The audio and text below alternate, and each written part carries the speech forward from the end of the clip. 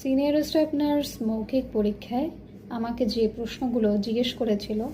সেগুলোর ম্যাক্সিমামে ছিল হচ্ছে ডায়ালিসিস ওয়ার্ড রিলেটেড। সো যেহেতু আমি ওই ওয়ার্ডে কাজ করেছিলাম, আমি ওয়ার্ডে বলেছি তাদেরকে এবং তারা ওইটা থেকেই আমাকে খুব বেশি প্রশ্ন করেছে। সো ডায়ালিসিস কি সব পেশেন্ট কী করা হবে, কত প্রকার আছে, ডায়ালিসিসের মেশিন আসলে কিভাবে মানে সেট করা হয়, সেটের যে প্রসিডিউরগুলো আছে, এ পানিতে কি থাকে, বি পানিতে কি থাকে, এবং হেমোডায়ালিসিস বা পেরিটোনিয়াম ডায়ালিসিসের মধ্যে পার্থক্য কি, এভি ফিস্টুলা করা হলে সেক্ষেত্রে ইনফেকশনের কি বা কোন কোন রোগের সংক্রমণতা হতে পারে যদি আসলে প্রপার অ্যাসেপ্টিক টেকনিক মেনটেন না করা হয়, এবং এভি ফিস্টুলার সাইডে আসলে ইনফেকশন হওয়ার তো প্রবণতা থাকে। সো এই রিলেটেড প্রশ্ন,